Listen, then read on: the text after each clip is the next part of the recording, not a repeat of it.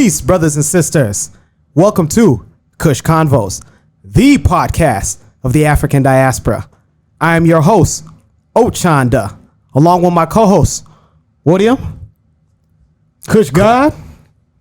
William, what we got going on today? Yes, sir. It's a pleasure once again, fellas. You know, one thing at Kush Convos like we like to do is we like to pay respects to our elders. We like to pay respect to those that came before us. That's right. So today we have a very special musée here with us. Chana, would you like to elaborate more on exactly who we have on the episode with us today? Yes. Today, those of you that are watching and also those of you that are listening, this is our first episode with an elder, a Baba. Nyasai has blessed Kush Convos with an individual that is not only from my Luo Nation, Jalua Nation. Say that with your chest. Not only from Luo Nation, but also an elder who is experienced in a specific medical field. I want us to give a warm and energized, let's roll out the red, black, and green carpet for Dr. Paul Ajukoga. Welcome to the show, Baba. Now, I want you to introduce how me and you met. First of all, Bob, thank you very much for this opportunity. This is a very great opportunity. And what you guys are doing here is wonderful. This should be done almost every state. Because we need our people, we need to connect with our people. We need our people not to be comfortable here in the foreign land. We need to remember where we come from. That's right. Whatever we do here should be connected. We should be connected with our homeland. My name is Paul Ajukoga. I come from Western Kenya. My hometown is Kisumu. Kisumu. Wait, can you say that again, Baba? Kisumu. Yes, this is right on the Lake Victorian shore. A lot of fishing The best going fish. on. Let's go. And that is what it is. Then my village is called Game. Not very far from Mr. Chanda's village. We are neighbors. So when we met here, I was coming from my office and Mr. Chanda was coming in from wherever he was coming from. So he saw me and asked me, who am I? I said, I'm a Joga. He said, who are you? And he told me that I'm Ochanda. I said, Ochanda? That name sounds like some name I know. Where are you from? From Kenya. Are you kidding me? So as we talked, we found out that Ochanda's village is just next to mine. So the reason why I was not very comfortable with the way he was saying his name, I asked, how long have you been here? He said, I've been here for quite some time. That's why you are saying your name Ochanda. It's not Ochanda, it's Ochanda. Ochanda. Let's go. So right there we connected. And I'm very happy I met him. He is a very nice individual, makes you comfortable, and that is why I'm here today. Yes. And you're here because your office is a clinical office. Is that correct? That's correct. And what is your title and what is your expertise, Baba, that you want to share for Kush Convos? I am a psychotherapist. I'm a mental health practitioner. I deal with mental health issues. That is, we Africans, we don't understand mental health very well. Exactly. Yeah. When we are sick physically, we know that we are sick. We seek someone called a doctor. But when your mind is bothering you, you are thinking too much, or you are being into some problems that you cannot solve by yourself. Mental health is not our thing, and that is why when we are over here, we run into a lot of problems, especially young people Exactly. are committing suicide and are getting into stuff like gang membership, Oh my stuff God. like drugs, alcohol, and stuff like that. So this society is like swallowing our young people up, and we should do something about it. Mental health, Africans think that when they go and see a therapist or a psychotherapist, there will be a stigma that, oh, that person is mad, or we call it mad. Right. Yeah.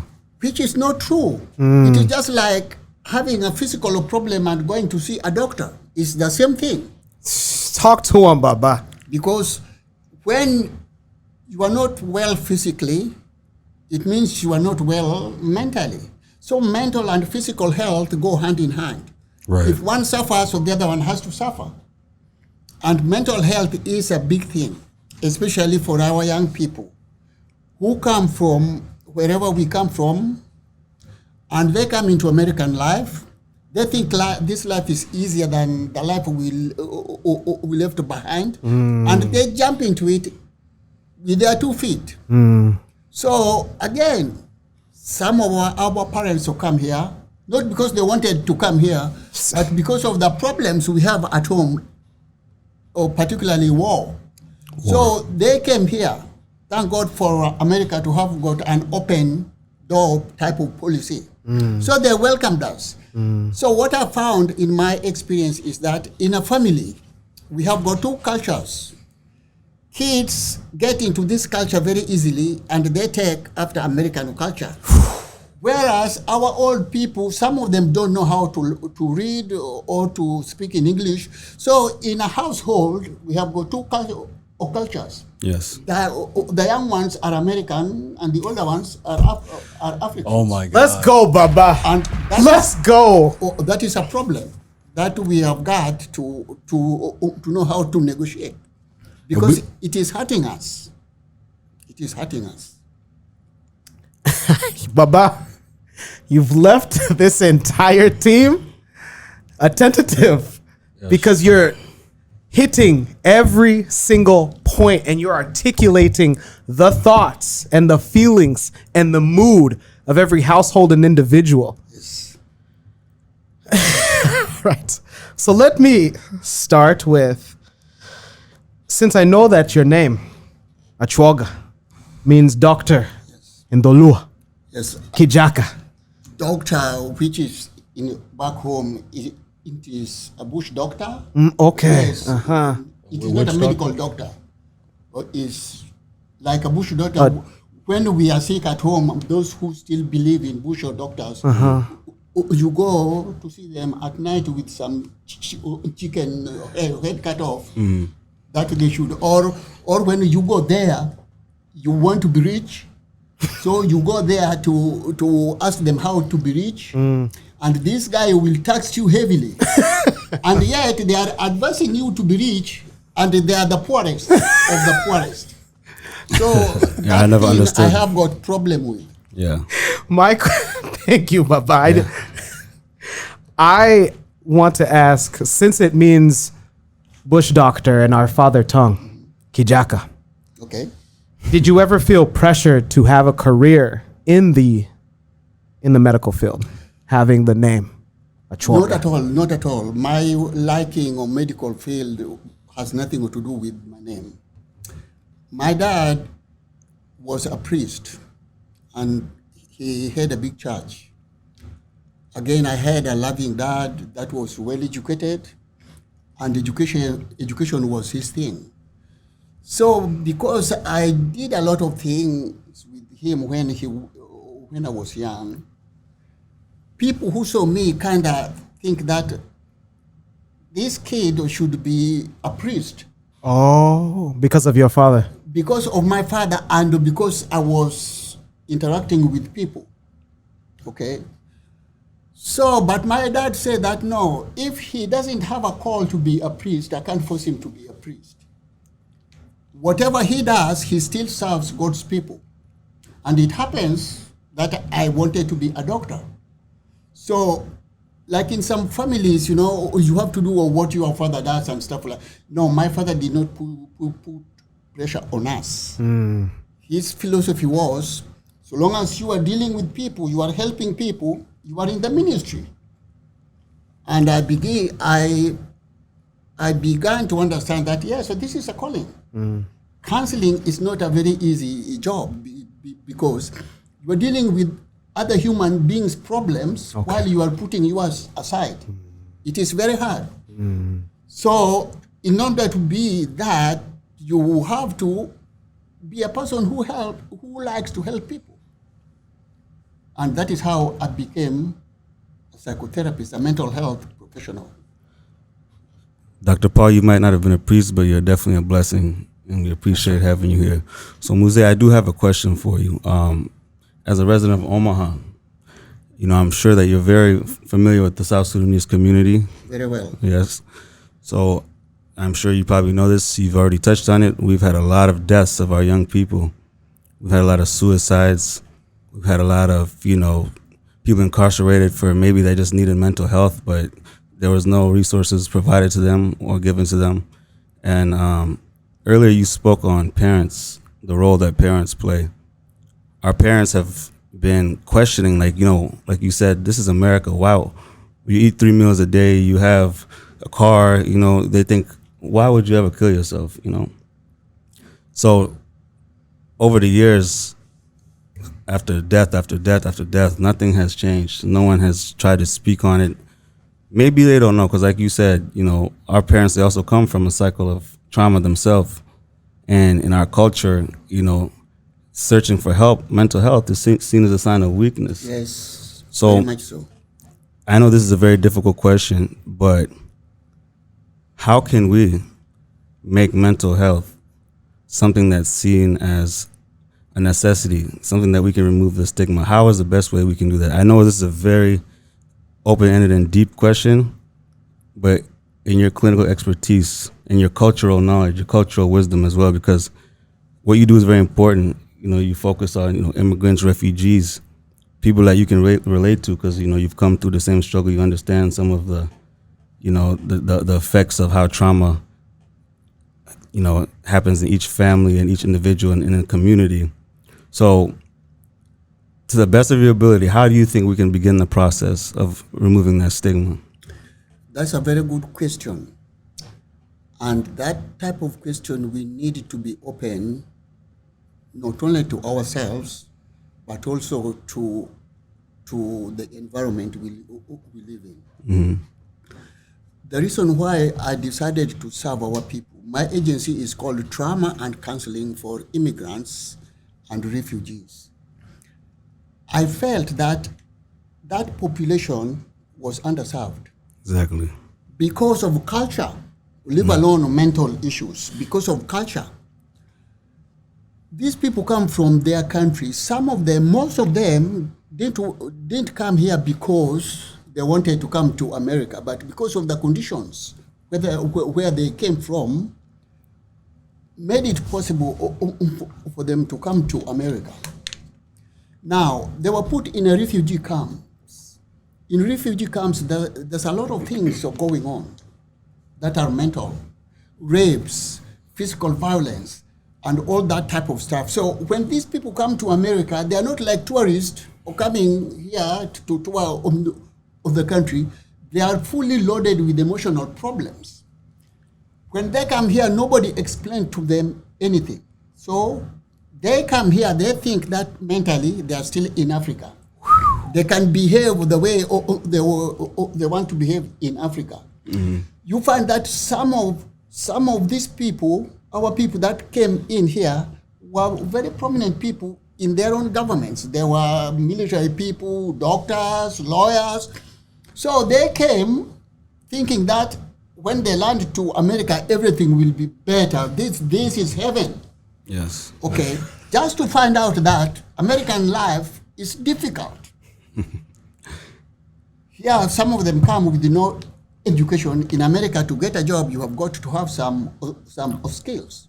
We find that language is a barrier, and all these type of things. So, those who came here as big people, like military people or doctors or lawyers, came in, and they found out that this is not what they expected, and Life is too much. So you find them that they go to drink too much. They use drugs. They become violent with their wives.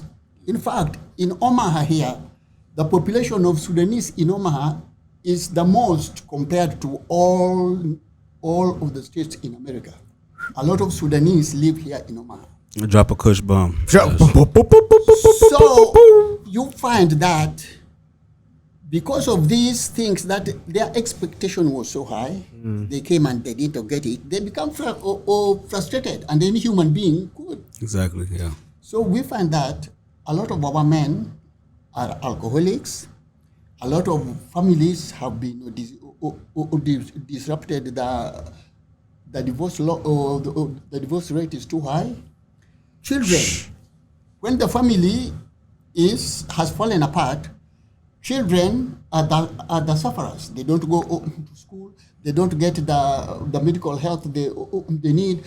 There's no guidance. Then the fathers who are supposed to man the house are in jail, maybe for a long time. So this house is already falling apart. The problem I found with this, our government, is this. Our people get into the problem because, let's say, or during a winter, or your neighbor or found your child wandering around with no heavy coat, with no shoes, with this. So they report you to the Department of Health and Human Services. Problem with the Department of Human Services, when they hear a kid is in danger, fire truck comes, or police people come, ambulance comes, Taxes, yeah. right away. But if I hold you at gunpoint, or they take their time, or they don't care.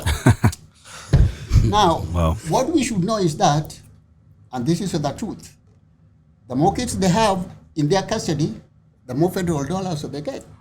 So there's an incentive.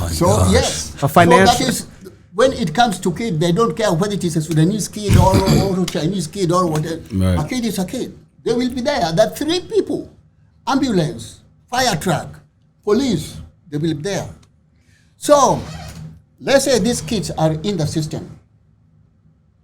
Their court gives them to the Department of Health and Human Services to find them a therapist or counselors, okay? In order for the Department of Health and Services consider culture into account and know you are a Sudanese. Do we have a Sudanese or therapist here in the community that can understand you, that knows your culture, or that can help you? No. These people rub my back, I rub your back. They give our people to their people. White people, I'm sorry to say. Go ahead, but speak freely. Speak freely. So these white people, first of all, they don't understand the language, culture or barrier. Sometimes one of my colleagues one time, the department or referred the Sudanese lady to him. The Sudanese lady was not talking very good English. So the counselor was traumatized. I want you to hear this. That counselor was traumatized. So immediately after the lady leaves, the counselor picked up a phone and called me, Paul. A Sudanese lady came to see me today, but her face is very much messed up. So these tribal marks, this guy didn't know how to deal with. So I told my friend, look, behind those messed up face, there's a human being in there. And that should be what you should be concerned with. Exactly. Not what you're seeing out here. So that is the problem with this government helping us. That is on this government side. On our side, counseling is not our side, or our thing. It is not. Now they're teaching it in school, but it is still a very new discipline. To go in front of someone who you do not know, is not your uncle, is not your auntie, and then you open up with, it's very difficult for an African. Okay? I know, bro. So they come here and they know that if you go to see a therapist, that means you are messed up in the head. And they don't want that stigma. So they bow to their own mental problems within their homes or their house. Because at home, if something goes wrong in a family, uncles and old overseers and old mothers put you down and try to find out where the problem comes in, and they can fix it. Here, they find it very difficult to go into someone's house, someone you don't know, you are not related with, to tell, I was raped, or my child is into drugs or is into gang. By the way, it is very sad that even the Sudanese people have got their gang members here in Omaha and in Lincoln. Yes. Chinese people have got their own gang thing. People from the Asian countries like Burma, everybody has got their own gang thing. And that adds to the problem which is already here in America. Yeah. So we need to educate our people. We need to tell them that if you are ill mentally, you are ill physically. Those two must go hand in hand. If you find it easy to go to a doctor, you should find it easy to find some help to fix whatever it is wrong. So we need a lot of education, because this physical health and mental health, again, go hand in hand. Hit the like button and subscribe. Yeah, man, this is a lot of information to take in. Now, you've mentioned so many things that I think are critical. First, I would like to ask you a question that pertains to yourself. Now that you've been in psychoclinical therapy for this long, how do you keep a balance with your own mental health through this journey? During the school or during that training, they teach you how to take care of yourself. Right. It's called self-care. Because if I'm not in a frame healthy mind, I can't be able to help someone. Exactly. I can't be able to listen to someone's problem. Let's say a parent comes who has got problems with their kids. I have kids too. And my kids too are not angels. So I have to learn to put my problems aside and give you the full attention you need. And you and me, together, we help to find the solution. Maybe there are some things that you ought to do, but you don't do. That is where I come in.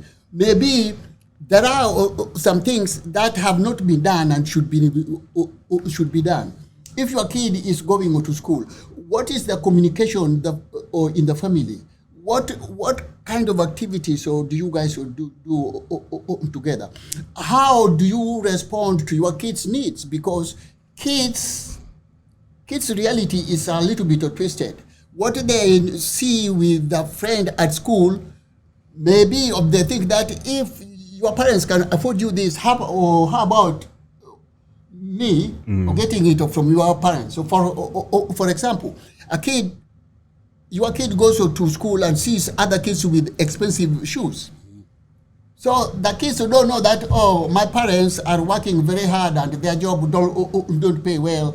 So that contention, they should be contented with what they want, looking at the goal, which is education, because after they get their education, they will have the money they want. What else can money buy? Money can buy everything. Right. Okay? But you have got to begin to have education, and you have got, right now, it is competitive. You have got to have the best education you can. Right. And thank God for this country. If you are willing to work hard, the sky is the limit. That's true. Yeah. Are you still going on with your question? Yeah, honestly, because that was a very great answer, thought out. To take care of myself, Yes. Well, yeah. I have to do what I do, and I try to do it well, and at the same time, I can't neglect my family because I'm earning money to help my family. So this is where scheduling coming in.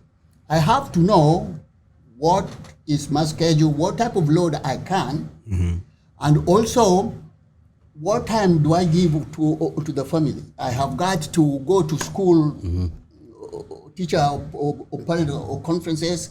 I have to go to games. I have I have to be a parent. Okay, so comes a time that because of what I'm dealing with can affect me in one way or another. I have a therapist.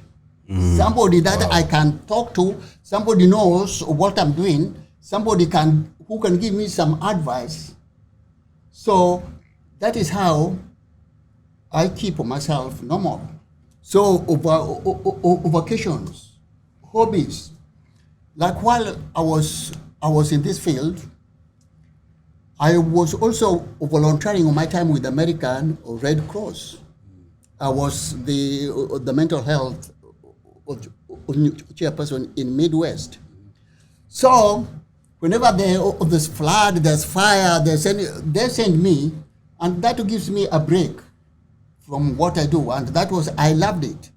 But the problem was they send me out for 2 weeks, everything is paid for, but they don't pay you for your services.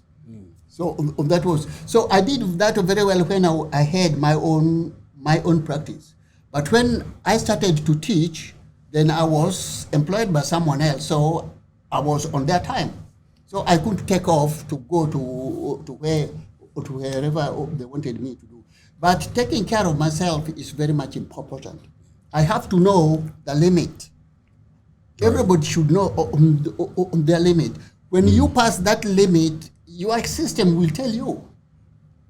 Yep. Your system will tell you that you are going beyond that limit. And not only your system, your physical and mental will tell you.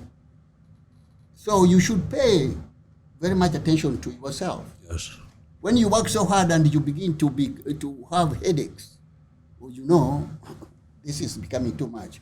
When you begin to have tensions, there's stress, or there's some signs in your body that can tell you, then you have better pull up. Otherwise, you mess up yourself, you mess up your family, and then your interaction with your environment will come abnormal, and that would be your downfall. Yes. Drop a Kush bomb. So, Muse, you make an excellent point earlier about our experiences sometimes in childhood and how it forms us. So it just kind of got me thinking now, you know, one thing about me, personal story about me, I have a lot of shoes. Like anybody that knows me knows I have a lot of shoes. Like I think I probably bought maybe like 1,000 pairs of shoes in my life. Don't lie. You have a million shoes. So, you know, when we moved here, you know, in 1992, right? Just like you said, a lot of our parents, they were successful back home. They didn't want to like come here, essentially. Definitely. Yes. So, but they didn't have any choice because there was war at home, hunger, no opportunity. So they didn't come here because they wanted to come, but they didn't have any choice. Yeah, and you know, as an adult, of course, we understand that it was for us to give us the opportunities. Exactly. So when I was younger, like most of us, you know, we used to have to wear like the knockoff shoes, like the fake shoes. Starters. Not because our parents don't want to give us whatever, but even in their priority list, like we just moved here with zero wealth, okay? We have nothing. We're starting from zero. We're starting from jobs that don't pay well, you know? And this is in 1990, so now imagine how much people were getting paid back then. So we didn't get to always have the best, you know, shoes or the newest shoes. And I don't think sometimes we think about it, but for me, I used to tell myself as a kid, I'm like, I can't wait till I have my own money. Like, I'm just going to buy a lot of shoes. That was one thing that was just in my mind. Like, I want to buy a lot of shoes. You know, so now that I think about it, it's really direct results of certain things when, you know, we move here and we have less than. But now that I look at it and I think, it hurts me actually when I think about how much I've spent on just buying shoes. You know, I could have had a small business. You know, I could have done a lot of things with that. So I think it's just important. You know, that's why raising children is very important and ending some of these cycles. Because now, even though I'm not going to just I don't have any children, but I'm not going to buy my children everything that they want. But I also understand. I know how some of these things of feeling like you have not, or someone has more than you, and why don't they have as much as you? You don't have as much as them. Those things really affect children. So, yeah, they said charity begins at home. yeah. Especially, thank God you don't have children. That's a good thing. I don't have any blessings yet. Listen. Man, you know? He can say that. We don't know. Some little angels. We don't know, Maybe Baba. I'm a responsible Imagine guy. we don't know, Baba. Just like you, I'm a responsible guy. You know, so. But anyway, my children, again, I am talking as a parent. I can talk as a professional, also as a parent. I just don't advise the parents or counsel the parent about how to raise their kids if I didn't raise mine. Exactly. So that gives me the upper hand of knowing, because I think I did a very good job. I mean, I'm not the best, but I think I did a good job, because when I was raising my own children, of course I knew how the school of system works, because I work in the school of system. If I'm dealing with a kid or having a problem in school, I have got to go to school, talk to the teachers and observe and stuff like that. Also, you see it on TV how children can be really very cruel to each other, especially if you are an African. They see the little girls will be there, the things on their head and their faces, so they have got tribal marks and stuff like that. That is a problem. They go to school with one shoes every day, every week. Yep. It becomes a problem. So when I had my two kids, yes, I had already finished the school, though I got married before I finished the school. But anyway, make sure that in America, get close to your children. Know what your children are doing. Know the family of their friends. Exactly. So go to school when there's a teacher parents or conference. It's not like home that you send your kids to school, then the responsibility is on the teacher. No. Go to these teachers or parents. Know what is going on. Develop relationship with your children so that they should be comfortable telling you exactly what is going on. Let's go, Baba. Yes. But if you don't do that, then in America, you are not doing a good job as a parent. You're doing a disservice to your children. And I always brag on my brother, Buam. You know, he's a young father, you know, and he is so involved in his children's life. He knows their homework assignments every day. Before the pandemic, because I know now the pandemic forced people to be active, you know, in their kids' education, right? But it's actually, you know, a blessing in disguise for a lot of parents, I think. But, you know, it shouldn't have taken a pandemic for you to know what your child is working on every week. Right. You know, what is he learning? Yes. Myself, again, maybe my training in this field helped me a lot.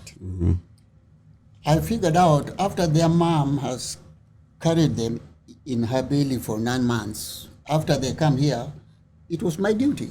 Exactly. I was the one who changing the diaper at night. I was the one who feeding I developed that relationship very early. Very early. Sometimes they could or instead of going to their mom, they will come to me first. Baba. Yes. So it is very much important to get, not like in Africa, some of our trainings are very bad, that we are overworking our wives or our females, you know, or they're the one feeding the children, they're the one changing the diaper, they're the one. Wait, you wanna say that again? We'll say that one more time. It is not like that. It is not. This is a shared responsibility. We as men are overworking our. You are overworking our women. Kush bomb. Let's go.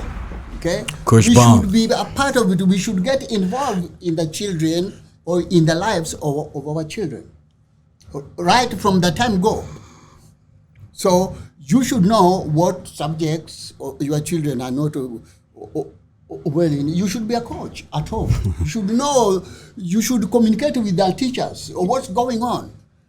When my kids were, especially all of them, kids are kids. Sometimes they misbehave at a school, I have to go there and I tell them, if you misbehave, I'm coming to sit in your classes all day long. And surely I did that, and they hated it. Yeah. So if you don't want me to come, then behave. Okay? So they knew it, and they knew how much education meant to me. So I wanted to know how they are doing Obuela School. Is there something I can do? Myself, again, or that's me, I'm not talking about anybody else. Myself, I taught my children how to work maths the long way. Yeah. Yeah. You taught them. Yes, I taught them. Let's go. In America, if you ask a kid 2 + 2, they want a calculator. Okay? I taught my kids how to divide in a long way, how I was taught. My kids begin to use the calculator when they went to high school. Drop a Kush bomb and hit that like button and subscribe. That is how when my kids learn how to use and my prayer was, because I knew American lives, how Americans live with the kids are, I talk to them every day. I said, look, all I'm praying is go beyond the high school. Have some type of initial behind your name. Get a job that when you leave your place, wherever you live, you don't have to look over your shoulder, who is going to get me this time. And thank God, God answered my prayer. They are on their own now. If they mess up, nobody will catch them and tell me, hey, Dad, why? No. Yeah, you did your part. I did my part, so they have got to do their part now. Yeah, back to our parents, because I ask you a lot of questions about our parents, because for us to speak to them about these things, they're not really going to listen to us like this. We can speak to our generation, right? Right. So I think it's important coming from you.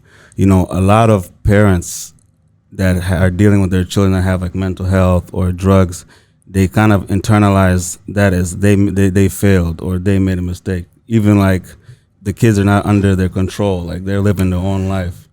So how would you as a parent kind of just remove that guilt or that blame if you've known, like you said, you've done your part? It is very, very hard coming to America, because if you come as a refugee, first of all, you didn't want to come to America. You had cows, goats, and everything. You and had land. Yeah. Hey, you had everything met. I don't care whether it is not. You had your own standard of life, and that is where you learn from your parents. Life was good. Yep. But here now you come to America, you find out that the water you used to go to the river to get, you have got to pay for it. The light that you used to buy a kerosene and put into some tin and use it, which was excellent. Now you have to pay for your life. You cannot build your own house, okay? Well, you can, or if you have a lot of money, but you can't, like back home. You go and just clear the place. You go into the wood, and you take the mud and you live comfortably. No. Yeah, yep. So here you can't have a garden. Everything is owned by the government. Yeah. So here everybody who lives in America and has a job, really, you have got to have some type of license. Or even if you are a tree limb cutter, you have to have a license. So, but it is hard. Coming back to your question is, our parents didn't go to school. Now they are in a country whereby if you went to school, your life is different than if you did not. So can you imagine one time my experience? A child was expelled, sixth or seventh grade, around that grade, was expelled for one week. So was given the paper to go and give to the parents. Okay. So the mother was seeing every kid, his friends go to school, but he doesn't go to school. Ask her, why don't you go to school? He kept on saying for 1 week that this is a teacher's week or teacher's conference, okay? Because the mother cannot read. So after the end of the school, he gave the mother the paper to sign. So the mother signed.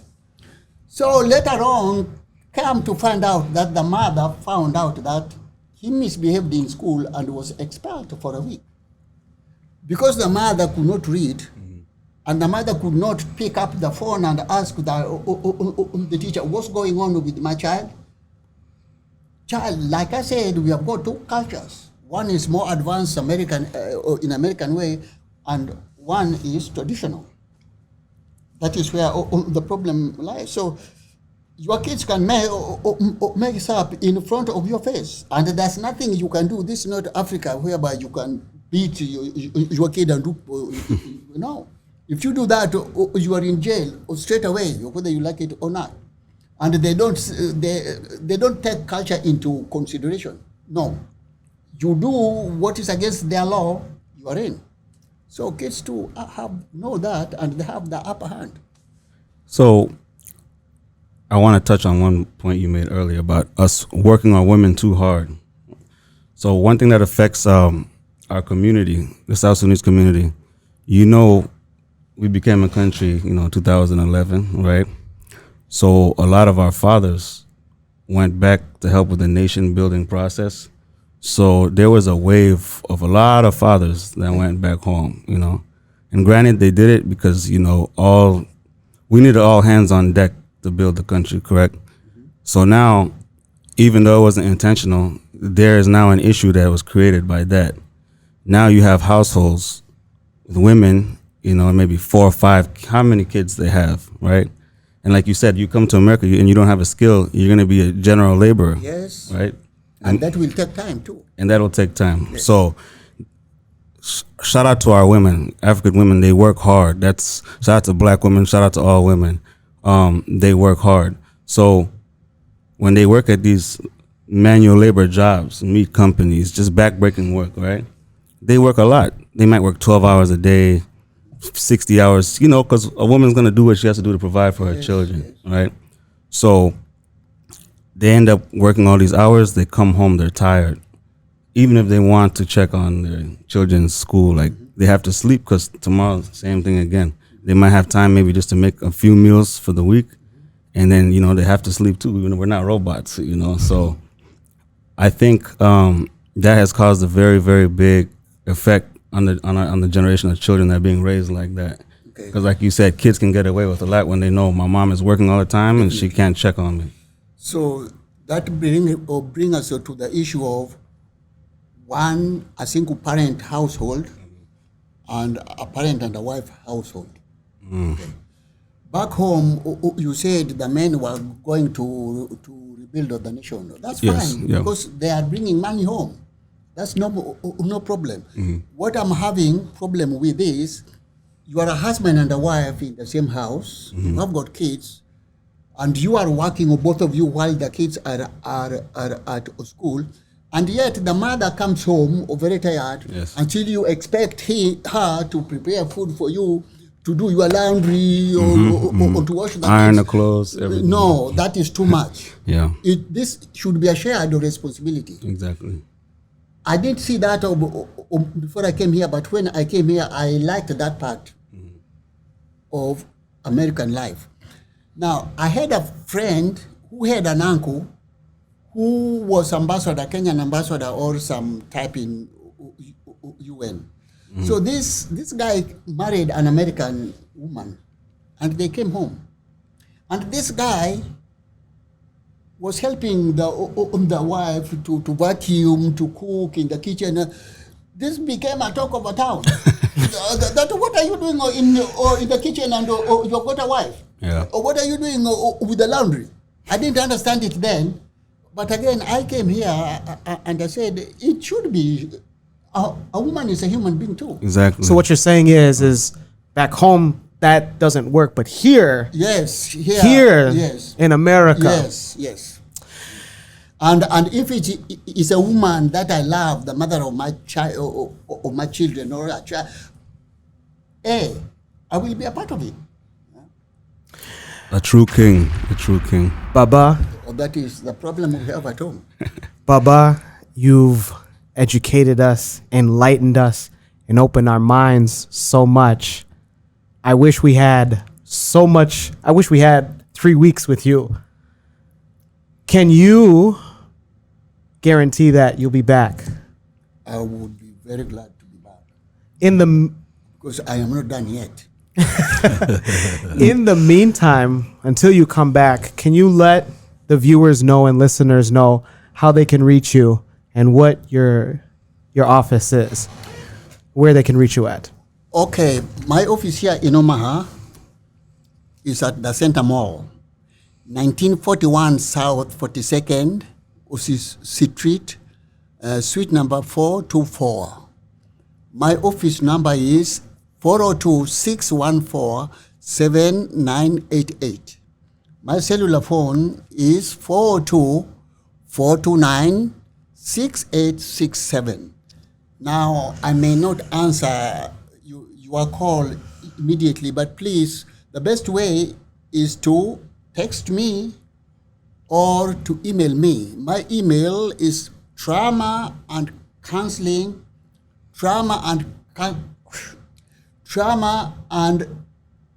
counseling at gmail.com. Trauma and cultural counseling, all one word, at gmail.com. All right. And for the viewers at home, listeners, how can they reach Kush Convos to get that information or maybe even be a guest with a program and a benefit? Yeah, definitely. You could always reach the Kush Conversations podcast through Twitter, Snapchat, or Instagram. And we also have an email address at kushconvos101@gmail.com. And also you can follow us on YouTube at Kush Convos TV. Jose, I just want to thank you for the wisdom. And I promise you, when my wife is pregnant, I'm going to invite you to the baby shower so you can give me some advice. I will be very happy to. Yeah. Santi Sana. All I know is excellence. All I know is excellence. All I know is excellence. All I know is excellence.